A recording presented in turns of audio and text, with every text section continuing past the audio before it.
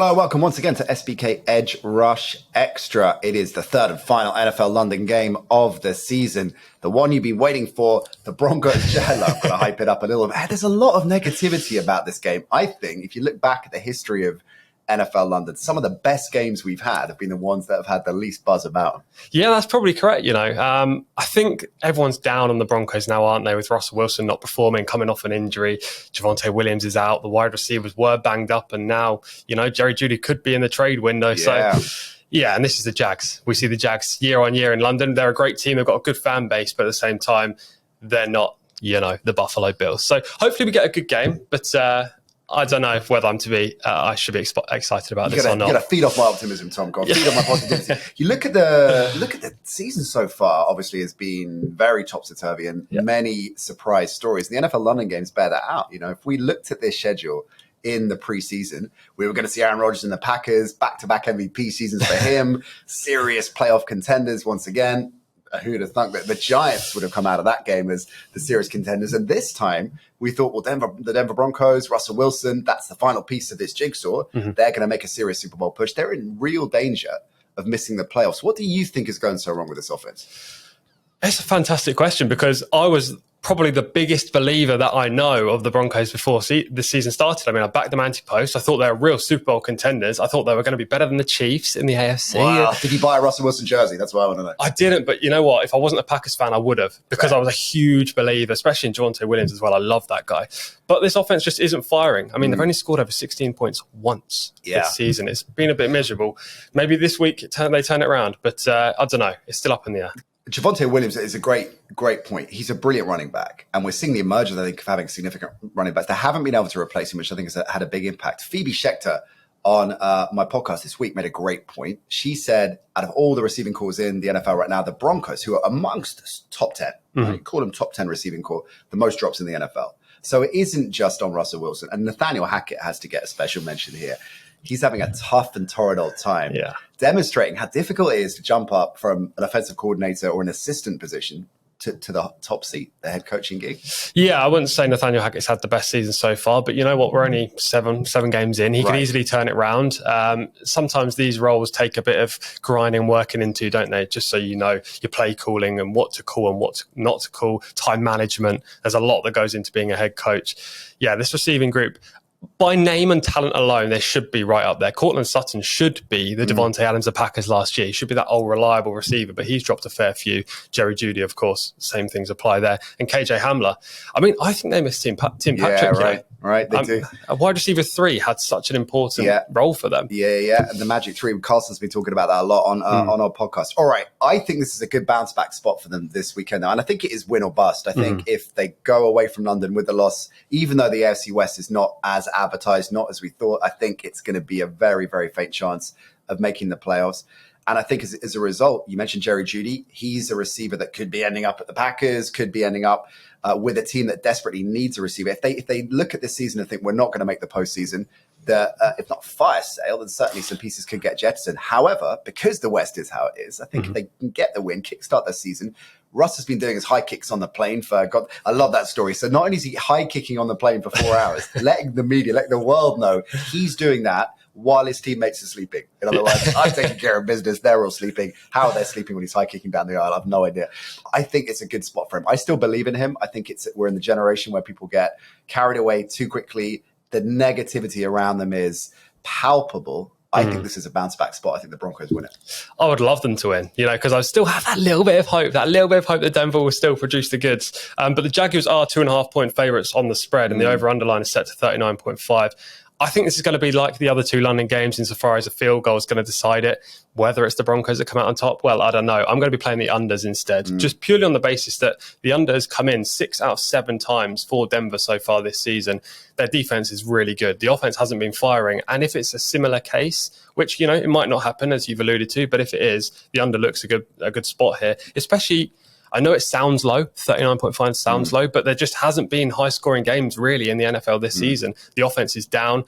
We're not playing good football, apparently, across the league. So, yeah, I'll take the under, but, it could be a low-scoring game, and hopefully the Broncos do come out on top. Another game we expect to be low-scoring, Pats, Jets, and AFC East critical matchup, and I don't think I'd be saying that a few weeks ago. Both of them in playoff contention.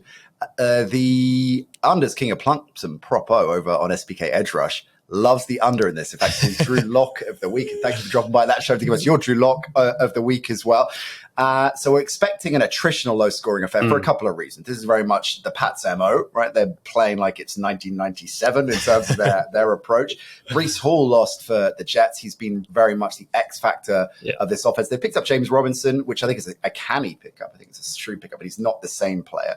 Also, Elijah Vera Tucker. That's an absence that I think is going a little bit under the radar in some quarters because he's not a flashy running back, a highlight reel kind of player, key part of this Jets offensive line. So it is stacked against them going up against, let's face it, the greatest defensive mind of certainly his generation, arguably of all time in the NFL, Bill Belichick. He loves going up against a young quarterback. He does, but he's got a young quarterback of himself. I know Mac Jones. Which one? Who's playing? Well, Mac Jones supposedly took 90% of the first team snaps in training. I think he'll start. But Belichick did pull him out last week and gave Bailey Zappi a go. You know what? Start Bailey Zappi. Start the guy from Western Kentucky. This guy deserves a crack. Yeah. You would bench Mac Jones? I would bench Mac Jones. He was making... Based on what, 4 games? Yeah, well, I would. I mean, he was making some poor throws, in my opinion, last week. And prior to his injury as well, I don't think he was playing at the level that Bill Belichick wanted him to be playing at. Bailey Zappi came in, suddenly started winning games for the Pats. I mean, okay, he came in against the Bears. Touchdown first drive, and thereafter it wasn't as good. But this guy has potential. I think he could be the franchise QB over Mac Jones. I would be playing Bailey Zappi. And you know what? Maybe I've got a little agenda here because of Mac Jones starting, I'm taking the Jets on the spread at plus 2.5. Wow. You see, my Drew Lock of the week over at SBK Edge Rush was the Patriots. You know this full well, don't you? Was the Patriots. So we're going to go head to head on that. I just don't think you can back Belichick against Belichick when he's taking on Zach Wilson. And look, it's interesting that you say that. And I get that Zappi's got a lot of upside and clearly has stepped in and shown a huge amount of potential, but it's only a small sample size. Mac Jones looked comfortable for much of last season in this system where they're not being asked to win games per se, just not lose games. That's very much this Patriots model right now. There's also, I think, shrewder business. If they keep Mac Jones in the gig, Zappi's had this cameo. It's got a lot of upside.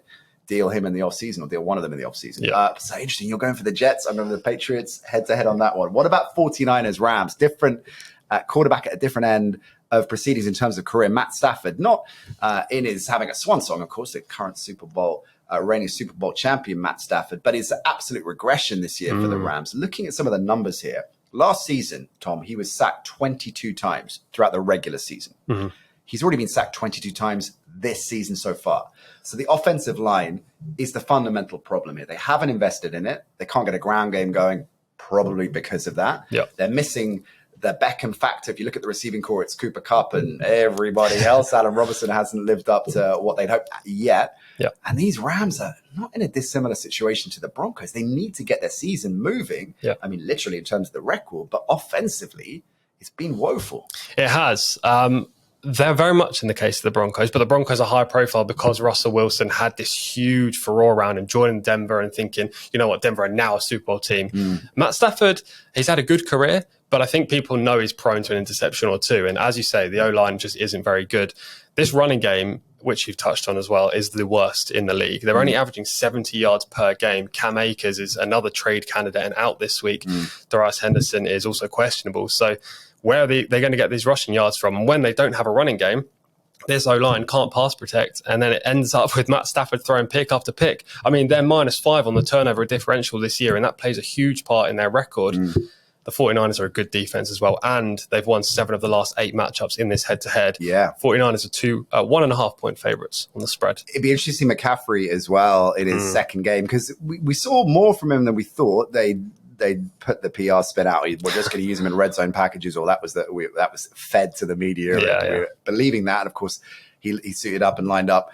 Pretty much the first offensive driver is involved in that. So he used him more than we expected, but not clearly the full clip of McCaffrey. So it's going to be interesting to see him going up this time around. You mentioned that record, Shanahan over McVay. Do you think it's going to be the 49ers again? Yeah, I do.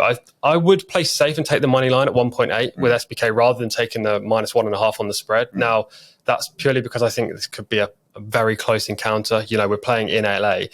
The one thing, 7 of the last 8 matchups went to the 49ers, but it should have been 8 out of the last 8. And the 49ers were 17-7 up this time last year in their first encounter at the Rams. But then they lost that game 2017. So there is a case to be made that the Rams do like coming from behind against the 49ers, and they need to in this game, and they need to win. I just think that McCaffrey's going to dominate this game. You know, he was on the plane on the way to San Fran with the playbook.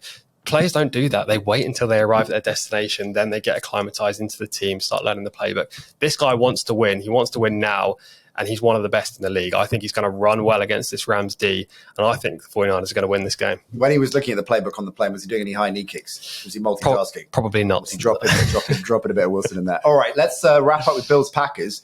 Yeah. One of the most interesting spreads of the season so far. This is the biggest underdog position that Aaron Rodgers has been in his career. Correct. Unreal.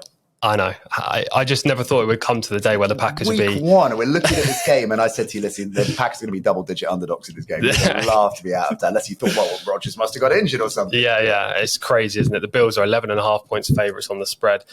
They deserve to be. I mean, I'm a Packers fan. I want to be that guy that's like, no, the Packers are going to bounce back, but the Bills deserve to be. They're the best team in football right now, and the Packers are rubbish at the moment. So what do we expect? What do you reckon? I mean, Judy, we mentioned earlier, Brandon Cooks is on the market as well. Is that the play? And is that why Rodgers, because he came out this week and called out his teammates essentially and his coaching staff as well, because he talked about the offense being too complicated, right?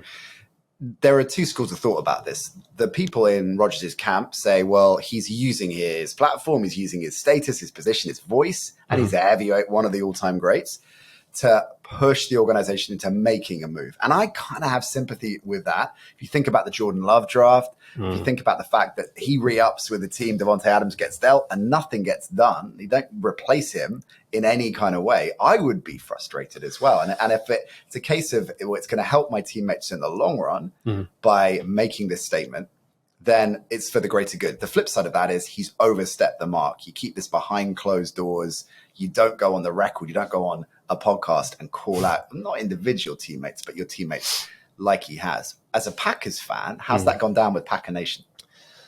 It's a hard question to answer because I love Aaron Rodgers, so I don't want to have a negative. I don't want to give him negative connotations. Like it's a butt cover, yeah. But I mean, you've got to play well to talk, right? You can't be this guy that goes out there and mentions, the trades that have not happened, the drafts, picks. Well, obviously, Jordan Love, you mentioned not picking a receiver in the first round most years when we needed one, without playing well. Like, you have to be doing your job, and he's not been doing his job. He's been below par, below obviously very high tier that Aaron Rodgers sits at, but he's not been playing like Aaron Rodgers should be playing. Now, saying that, our receivers are pretty poor at the moment. Alan Lazard has been good, but he's basically banged up and in a bad place right now. We need a receiver, whether that's Jerry Jeudy, whether that's Elijah Moore, whether that's DJ Moore. What about tight end? Well, Robert Tonyan looked good last year. Yeah. I don't know. When you're relying on... about Gesicki being unsettled, I don't think Miami will deal. No. But I just wonder if that might be a play as well. Why aren't the Packers using their brilliant running back tag team more? I mean, they're 2 of the best in the business, and they're barely getting a look. Phenomenal question. That's what I was going to come to next, because AJ Dillon is a running back 1 for any other team in the league, basically. He's got Quadzilla. I mean, this guy doesn't fall backwards. When he runs, he falls forward. He gains that extra yard every single time, and he's super hard to stop. You don't have to know anything about the NFL. If you know that a player has a nickname Quadzilla, he's probably going to be decent. Absolutely. And then you've got Aaron Jones, who is a dual-purpose running back. I mean, you can send him out in the slot. You can send him on wheel routes, and he catches the ball super well.